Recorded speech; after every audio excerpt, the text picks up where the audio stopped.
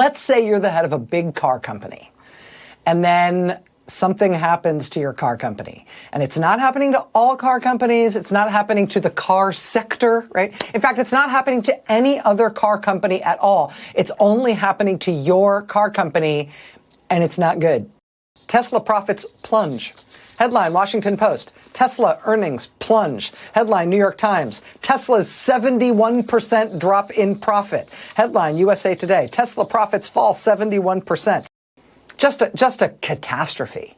And to add insult to injury, the CEO's favorite of all his vehicles, at least the one he really, really, really likes to talk about and show off as much as possible, that is turning out to itself be the biggest disaster of all. Quote, the Cybertruck, Tesla's newest vehicle, which consumed a lot of the company's resources while it was being developed, is looking increasingly like a flop. What's up, everybody? Major Retired Rachel Maddow here. And what kind of a day do you have when your empire crumbles, your fans vanish, and even Rachel Maddow treats you like a punchline? So if you're the guy who's head of this particular car company, today's just a disastrous day, right?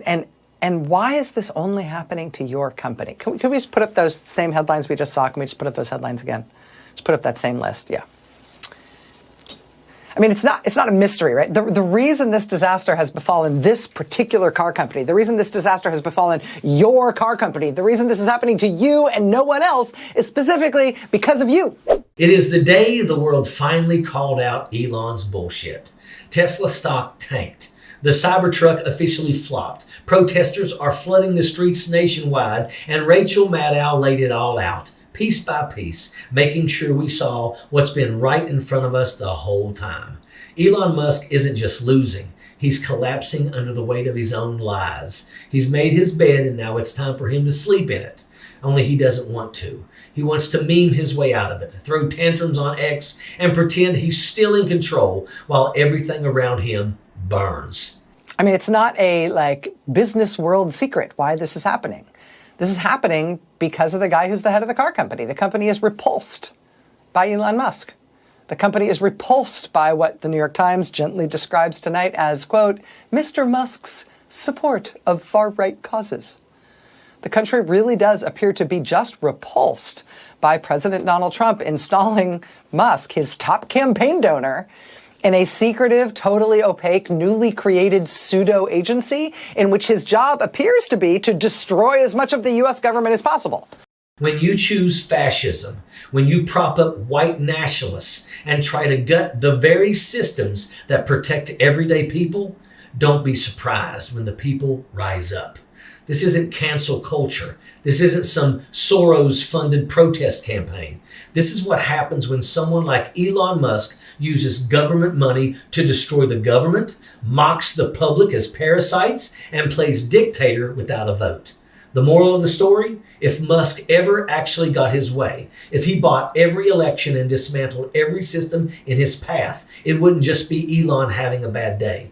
It would be all of us. That's the warning that Maddow just gave, and that's why we fight. Now, the protests that you'll see out there, they're very organized, they're paid for. They're obviously not going to admit that the reason that they're protesting is because they're receiving fraudulent money. Are you mad? Are you bothered? Just a little? You seem mad. In your mind, do you really think that organically, naturally, everybody actually loves you and loves what you're doing? And that all of this is people who do, in their heart of hearts, actually love you and love what you're doing? It's just that they're all out there in the streets because they're being paid to pretend otherwise? You think all of these people are people who love you who are being paid to say they don't love you? Or, what did he say? These are people who are receiving fraudulent money. They're receiving the waste and fraud. Really? All of these people? Really? This isn't happening to the entire industry. It's not some EV market crash or Biden-era regulation crisis. This is not Ford, not GM. This is Elon Musk. Rachel Maddow kept returning to that point because it's the truth no one on the right wants to admit. Elon Musk made himself the face of the brand, the movement, the fantasy, and now the brand is burning down. The movement is cracking, and the fantasy, it's collapsing under the weight of one man's unchecked ego. This is personal. He bought this on himself. The only mystery is why anyone is still surprised. Because the signs have been there all along. He's not misunderstood or unfairly targeted. He's the one setting the fires. He creates the chaos, then plays the victim. He buys social platforms, wrecks them with disinformation and hate speech, and then blames the left when advertisers flee. He bankrolls far-right candidates, sabotages government programs, and then claims credit for cutting waste when cancer patients lose access to their treatment. He plays dictator without a ballot. He rips away public services with no vote, no debate, no consent from the people. Every company that he touches crashes. Every institution he latches onto crumbles. Every political movement that he champions turns uglier and more authoritarian. This common denominator isn't bad luck. It's Elon Musk. And now that the heat's on, what's his response? Mockery, courage, leadership? Nope. He's throwing a tantrum. Maddow hit him in the ego, and he can't stand it. Are you mad, Elon? That's not just a jab. That's a stake to the heart.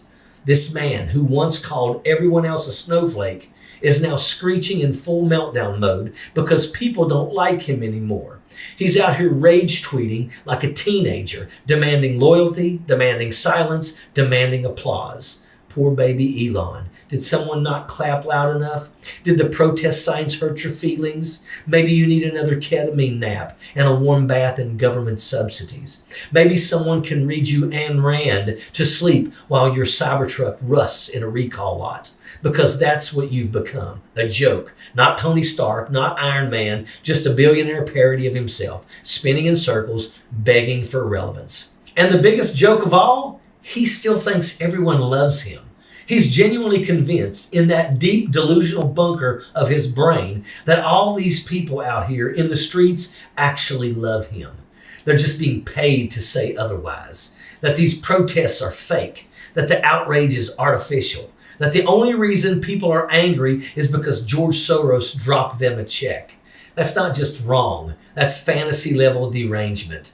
That's cult thinking. That's MAGA level projection. But it tracks because Musk is no different than Trump in that way. Both of them believe that if people would just stop being poor and critical and real, then the world would recognize them as gods.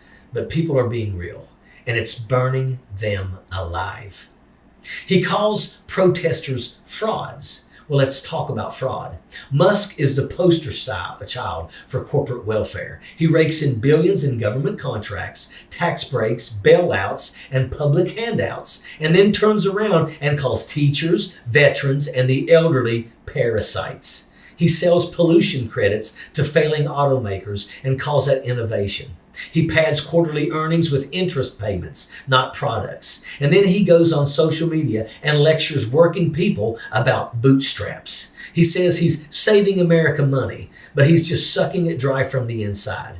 And when the budget's gutted and the hospitals close and the students default, he's nowhere to be found.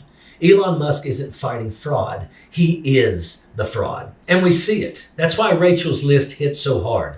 Because now when we think of Elon Musk, we don't think about rockets or cars or AI anymore.